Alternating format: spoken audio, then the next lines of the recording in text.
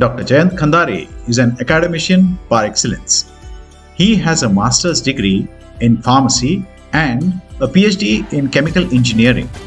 Dr. Khandare, presently the director of MIT School of Consciousness and Reality, has nearly 2 decades of teaching and research experience in Bi-polymer science, micromolecular chemistry, cancer biology, etc. He has guided over 50 students of pharmacy in their projects from UG to PhD level. With over 100 talks delivered by Dr. Jayant Khandare till date, he is amongst the most sought after speakers in the country today.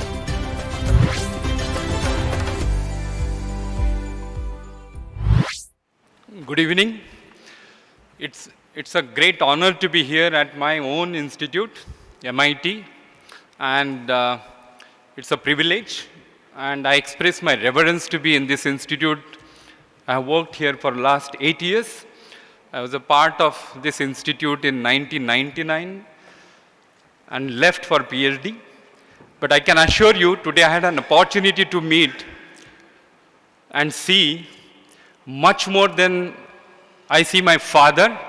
I saw Honorable Vishwanath Karad much many times than I see my father. So thanks to be, on my right hand side today.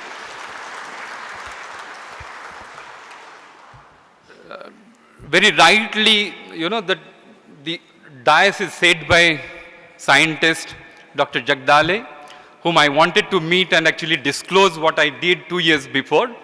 So there is some philosophy of mind that today I actually had an opportunity to meet him in our own place over here. And I am sure that something is going on in this center for sure.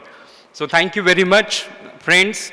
And it's a pleasure to be here today and disclose, share a journey that actually I have been into about resolving something which is part of academic that I have been actually educated into. So I'm going to take about 20-22 minutes further to disclose what we have done, what we do at MIT. I'm going to be disclaimer here that I'm not an oncologist, I'm not a physician, but definitely I know today much more what goes in a cancer patients rather than the oncologists are aware of. And all credit goes to the science of deformations at the molecular level.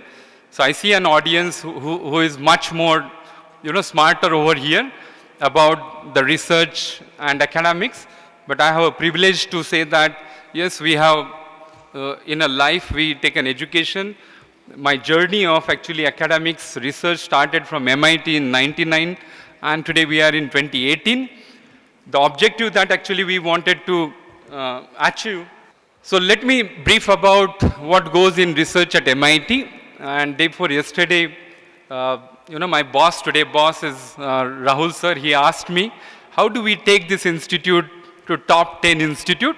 I hope this is not a personal private communication, but let me tell you that we have already begun a journey.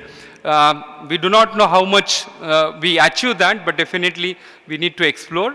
And I'm very glad that this photograph was last February this February 2019 when one of my postdoc professor from US visited our own office. Karad sir actually felicited him. And on the right hand side, if you see Suchitra madam over there and our group at MIT.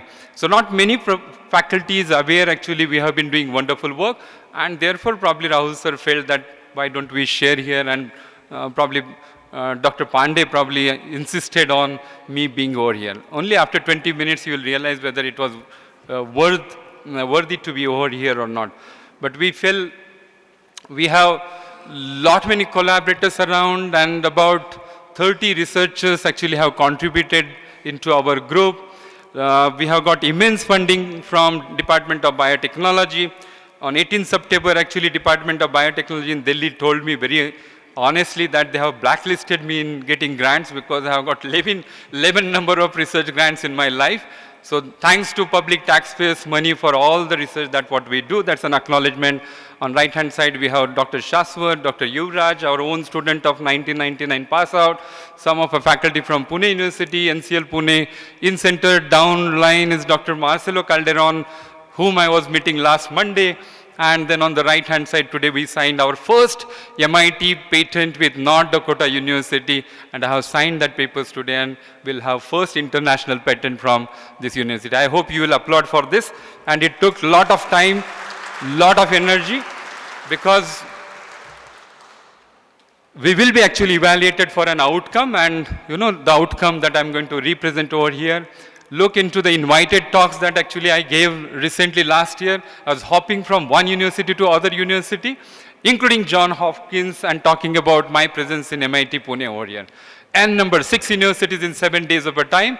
And very lately, I think last Monday, 11th November, I gave a talk in Polymat, one of the finest institute in Spain who works in polymer therapeutics.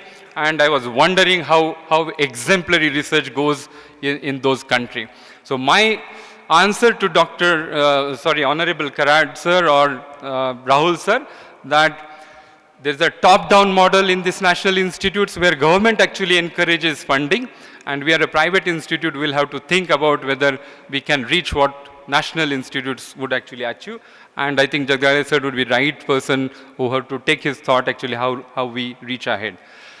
We also have translated one of our technology from our School of Pharmacy to one other company which is situated into one of my startup company, in taking one technology which is for the cholesterol detection as a point of care, and I'll share the story after a few years whether we succeeded or not. So the table of contents of my talk for next 18 minutes is I'm going to talk about a background of a cancer, and I'm going to state what actually WHO has stated into this booklet called as Global Cancer Data 2018. So let me put here straight onto the line. I'm not going to discourage any data. It doesn't come into my mind. It is straight from the WHO and Global Cancer and the Lancet that has got it. So be prepared to demotivate and worry about a life that what we are going to survive.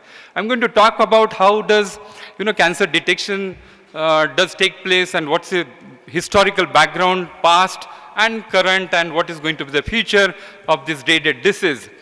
I'm going to talk about what is a worry in primary cancer and what are the realistic worries of the secondary cancers. There is a lot of misunderstanding that we must have a primary detection maybe at a birth level or post-birth level. You cannot unfortunately do anything.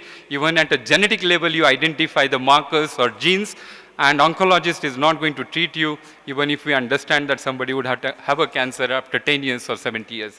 So I'm going to actually overcome and talk about extravasation of a cancer. How does the cancer spread? What is the role of a circulating cancers in body? And why do 90% of the patient die? Because they do not actually come to the clinic with the symptoms. Why nature has designed our exit probably. We are talking about today existence. I'm going to talk about exit. How does actually nature has created our exit after we are born. And this is a contrasting endowment talk today itself.